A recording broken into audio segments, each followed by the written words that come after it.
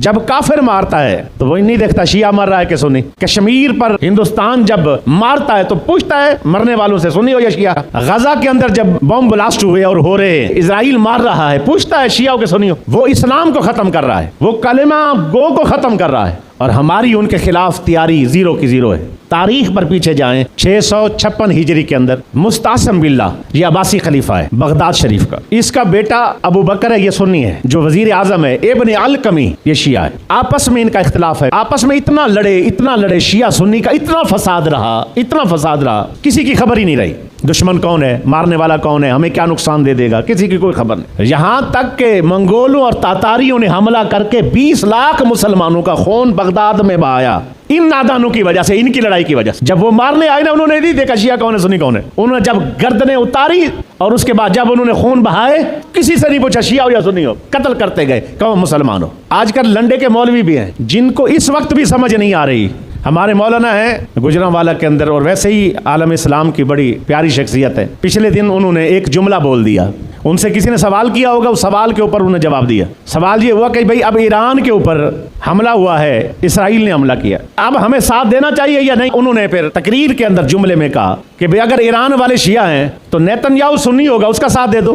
ان لنڈے کے مولویوں نے اسی بات کو اٹھا کر ان کے خلاف کلپ بنا رہے جی, سنیوں کی توہین کر دی ہے, یہ شیعوں کا ساتھ دے دیا ہے. بات سنیت شیعت کی نہیں ہے. لینڈزے گرام کہہ چکا ہے کہ ہم اسلام کو ختم کرنے جا رہے ہیں, تو تیرا میرا حق نہیں بنتا ہم اسلام کا ساتھ دیں. یہاں شیعت کی تو بات ہی نہیں ہے, بات ہو رہی ہے اسلام کی, اور وہ بات لے جا رہا ہے شیعہ سنی پر. جب ڈاکٹر علاج کرتا ہے بتائیے گا تو ڈاکٹر پوچھتا ہے شیعہ یا سنی, وہ مسیحا ہوتا ہے. اگر وہ جسمانی ڈاکٹر ہے تو تجھ سے نہیں پوچھتا شیعہ ہو کہ سنی. تو علماء تو روحانی ڈاکٹر ہیں, وہ اس موقع کے اوپر وہ جو روحانی علاج کرتے ہوئے کیا وہ توڑیں گے یا جوڑیں گے؟ وہ کہیں گے سارے ایک ہو جاؤ, سب ایک میدان میں آ جاؤ, اسلام بچاؤ, اسلام بچاؤ. اپنی پوری صلاحیتیں, اپنی پوری قوتیں, اپنی پوری ذہانت, اپنا پورا مال, اپنی پوری کوشش اسلام کی سپورٹ میں لگا دیں تو انشاءاللہ ہماری یہی بچے, کل کے بچے, آج بچے ہیں کل یہ فوج ہے, یہ اس طرح کرتے کرتے ذہنیت بنے گی اور ہم انشاءاللہ کافر کا مقابلہ کر سکیں گے. میرا مشورہ ہے, جیسے تخصص فی الفقہ ہے نا, جیسے تخصص فی الحدیث ہے, یہ سارے شعبے ہیں,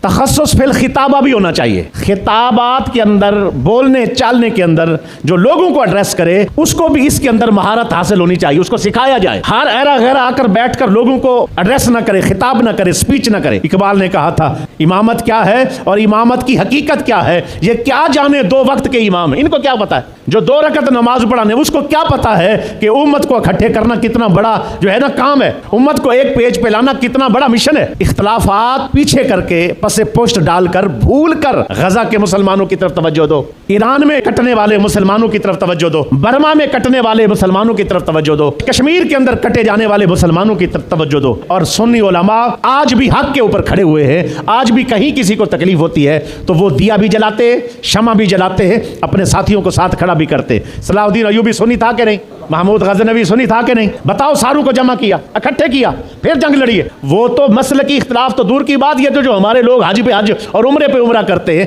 تو صلاح الدین ایوبی تو اس کا بھی خلاف تھا. وہ کہتے ہیں پہلے بھائی یہ بچائیں, بندوں کو بچائیں, بندے کٹ رہے ہیں, اسلام کو مٹایا جا رہا ہے, اس کو بچانا ہے. ایک جماعت بن کر رہو, واعتصموا بحبل اللہ جمیعا ولا تفرقوا, اللہ کی رسی کو مضبوطی سے پکڑو اور فرقوں میں اور تفرقوں میں مت بٹو. حبل اللہ کیا ہے؟ کہا حبل اللہ جماعت ہے, ید اللہ علی الجماعت, اللہ کا ہاتھ ہے جماعت کے اوپر. بیٹا, بھائی, بزرگوں, ٹکڑے ٹکڑے نہیں ہونا, جدا جدا نہیں ہونا, ایک جماعت بننا ہے. آپ سے کوئی پوچھے کون ہے, فخر سے کہیں میں یا رسول اللہ کہنے والا سنی ہوں, بریلوی ہوں, فخر. ان کو بھی یہی درس ہے, اپنی اپنی جگہوں پر امام بارگاہوں میں بیٹھے, اپنی اپنی مساجد میں, مراکز میں بیٹھے, ان چیزوں سے صرف نظر کریں, امت کو ایک کر دیں, بھائی بھائی بن جائیں. اور جیسے وہ کسی نے, اور پھر میرا ایک مثال ہی ہے, ایک مولوی صاحب کے پاس نا جمعۃ المبارک کا مجمع آیا. انہوں نے کہا کہ میں نئی بات کروں, نئی بات کرنا کا فائدہ یہ ہوگا میرا علم دوسروں کے اوپر نا یہ فوقیت ہوگی, پتہ چلے کہ زیادہ علم والا. انہوں نے کہا اصحاب کہف کا جو کتا تھا نا وہ سفید رنگ کا تھا. ایسی بات ہوئی نا تو اس کے اوپر پریشانی ہو گئی دوسرے مولوی صاحب کو, یار اس نے تو بڑی علم والی بات کر دی, میرے آگے نکل گیا.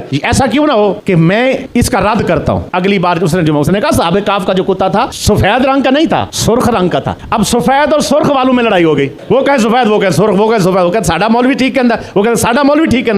मेहरबानी करो, सफ़ेद और सुर्ख कुत्तों के ऊपर न लड़ो। उम्मत को मारा जा रहा है, काटा जा रहा है, शहीद किया जा रहा है, और उसके बाद कुफ्र सारा इकट्ठे होकर इस्लाम मिटाने को है। तुम कहते हो ये नहीं कहना था, फलां जनाब पीरजादा साहब ने ये जुमला कह दिया, तो नहीं, हया करो, शर्म करो। जिस तनाजुर में वो जुमले कहे गए हैं वो 100% ही सही है। अगर कोई ऐसा बंदा मुखालफत में बात करता है तो मैं इदारों को कहूँगा कि ऐसे जालिमों को कैफर किरदार तक पहुँचाया जाए।